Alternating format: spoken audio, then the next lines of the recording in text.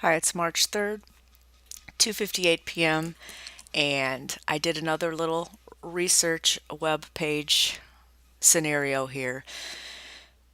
I have an index page or home page that has a set of navigation links on the left. Again, I'm using an iframe over here to the right. This one opens up a default page that's called blank.html,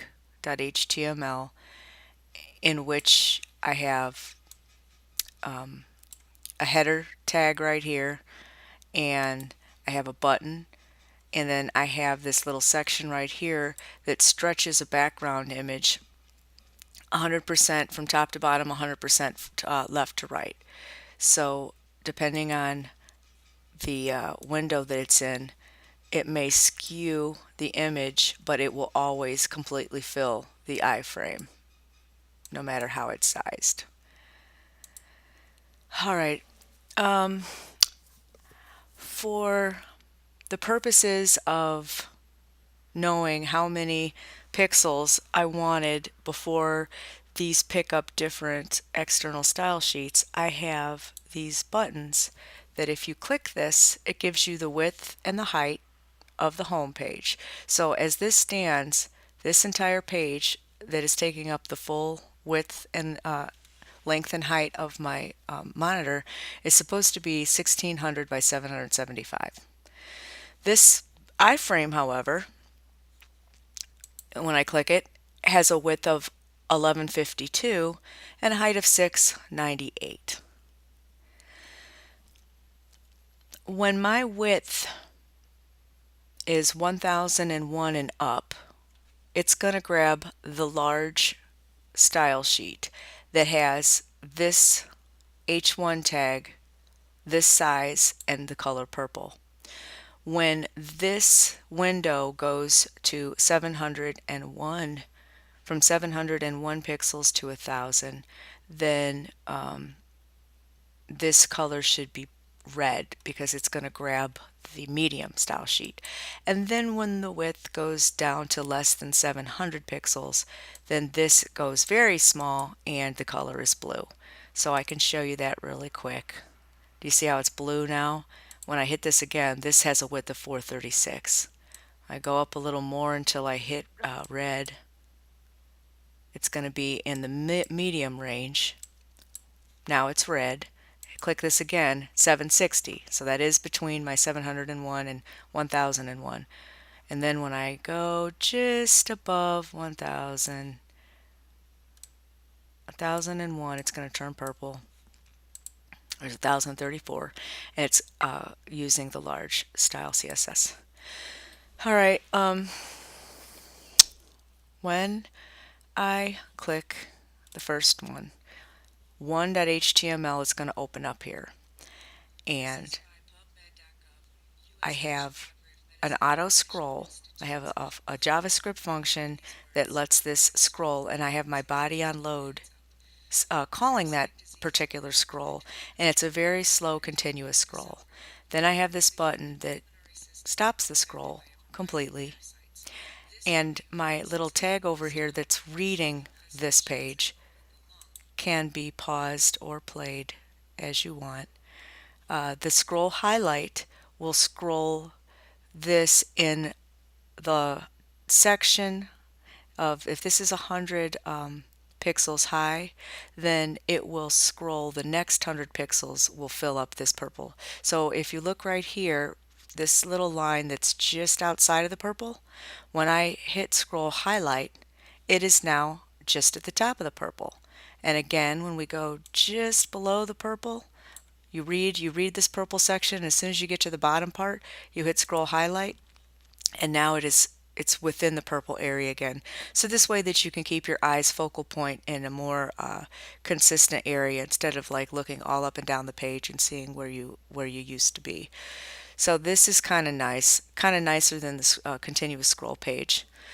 Then this particular page, I had to do this way because this website would not open in an iframe. So the way my workaround for that was to go ahead and read the web page and this is like a 40 minute, 46-second read, kind of long. But I have on this page, this is 2.html that's opening up here, just this audio tag and this link. So when I click this link, it opens up target equals underscore blank. It opens up that page in its own tab outside of the iframe, outside of my little web thing. And this way, once the reading starts here, you can open this and then you can just scroll at your leisure and look at what I'm reading this way. You can just scroll through it. Okay, so that's how this one works, and I believe all the rest of these work like 1.html. All of them actually opened up in here, and I was able to utilize these buttons and stuff. The only thing that I wasn't sure about was the speed of the scroll, because some articles are harder to read than others. So right now I only have one single JavaScript that has one speed for the scroll. So that being said, the scroll highlight is probably better because you can just click at it, read what's in the purple section, click again to just keep filling up the purple section, or you can take this highlight completely off and not use it. You can change the scroll highlight. Instead of being only scrolling 100 pixels at a time, you can set it to just under what the actual height of this particular page is, and that way you're scrolling up almost a page worth, or actually not a page, but the viewing area right here. When you get down here to the bottom and you hit scroll highlight, if you change that JavaScript, then when you hit this part right here will be way up here. So you'll be actually giving yourself like this much read at a time. Then when you hit scroll highlight, you get the next section, that much section, which is probably like instead of 100 pixels like this is, I would say there's probably like 500 or 600 pixels of scroll chunk.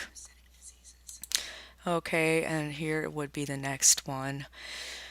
JPGM, Journal Postgraduate Medicine. I tried to get only websites that looked professional, legitimate, although even illegitimate websites can have the illusion of looking worthy. This is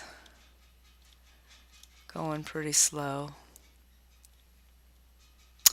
And then we've got four more.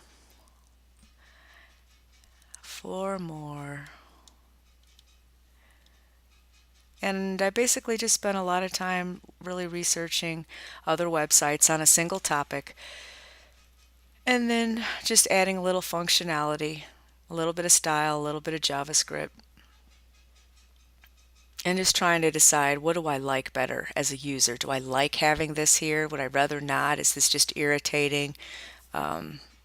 Is it worth the extra code? Yada, yada, yada. But you can see how some of these pages take a lot longer to load than others. Some of them are nice and simple, they load pretty quick. Some of them are just pretty long. This right here is a PDF that's loading, 18 pages. But the PDF does load in my iframe, and I like that. I like to be able to use navigation and a central place.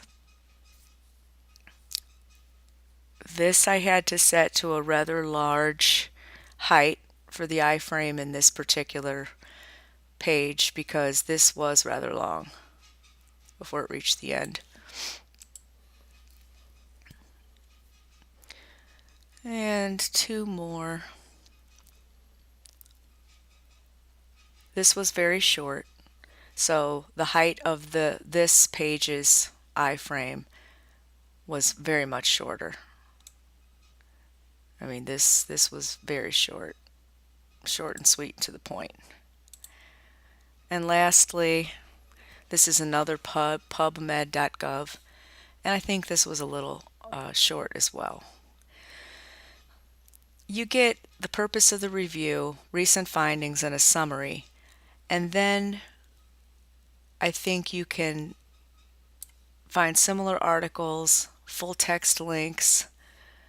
So a lot of times these PubMed things, they give you just like a little short snippet of what it's about, and then other resources to continue your research. Abstract. You have summary, abstract, medline, XML, PMID list. I don't even know what that stuff is. Full text links. What's this all about?